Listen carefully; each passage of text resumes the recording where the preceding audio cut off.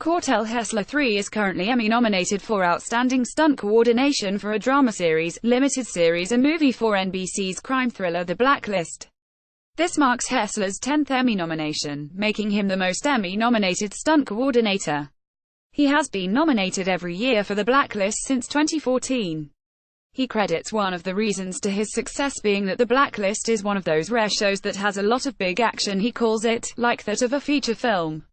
What also sets him apart from others is he tries to use minimal CGI with the stunts he coordinates. The end result looking so real, that he sometimes gets calls asking if the stuntman was injured during filming. We spoke with Hessler more in depth about his work on the long-running hit show below. Congrats on your current Emmy nomination.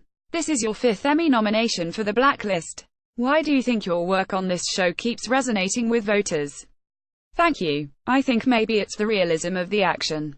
I try to keep everything looking as real as possible. Like when someone gets shot, I don't have them go flying across the room. I simply have them drop straight to the ground as if they were a puppet and someone cut their strings.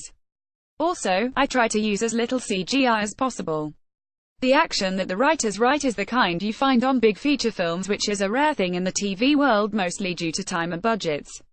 Was there every time in season 5 that one of the actors really wanted to do their own stunts but you didn't think it was a good idea? What scene was it and what was the outcome?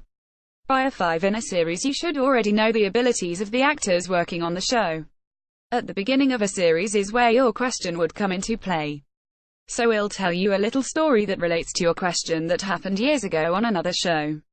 There was a scene where it called for the character to be tackled through a floor-to-ceiling window and go to the ground. The actor wanted to do it himself and I said no. Then the actor went to the producers and demanded that he do it. Long story short, they let him do it, and when he went through window, he cut his forehead and had to get 10 stitches. He came up to me afterwards, hugged me and said, "From now on I listen to you." Lol, what is your process like? Do you first go through the script with the director and decide if things will be green screen or live action before shooting starts? My process starts by reading the script alone. Then I will meet with the director to see what kind of tone they want with the action. From there I give them options. Sometimes it will include green screen as a tool, but we almost always do our action live on the Blacklist.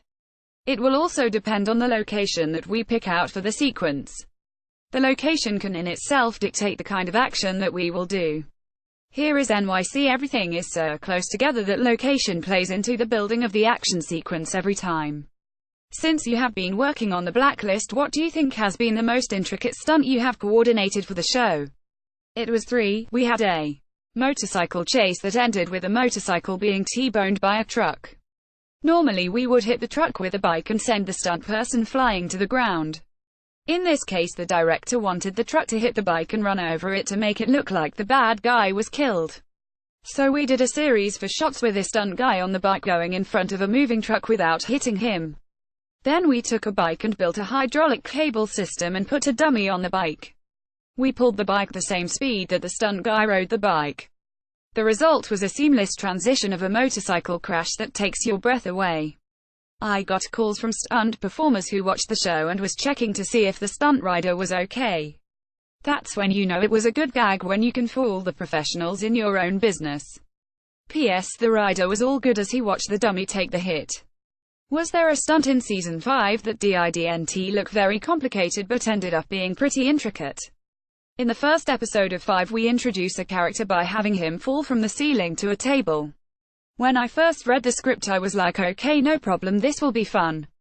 Then I saw the set that was built, and between the railings in the way and the height of the ceiling it all ended up being way more intricate than originally thought. I ended up having them replace the railing spindles with breakaway one. Also, we had him land on a table with breakaway legs with a little trick I use by putting plant foam, yes plant foam, lol, the green stuff that you put in pots for fake flowers to help soften the landing for the stunt double. The result was a very hard-hitting fall to the table, but the stunt double said he didn't feel a thing. You used to be a stuntman and just coordinate now. When did you decide to make that transition? Why? Well, I'm not in my 20s anymore. Lol, the older you get the harder it is to recover from the big hits. So, my last big hit was on the first of The Blacklist. I was driving a Camaro that gets T-boned by a giant semi-dump truck. I separated my shoulder, and it took about 8 weeks for it to heal. Since then, I have done a few stunts, but I coordinate so much that I've kind of been just letting the younger, more improved stunt performers have the fun. What's your favorite part about working on The Blacklist? The Blacklist is one of those shows that is hard to come by. There is a lot of action, big action, not your typical TV action. Also, the cast and crew are like family. We have all been together for 5 years now, with many of us having been working together on the same projects for almost 20 years. Great memories will be talked about for years to come when talking about The Blacklist.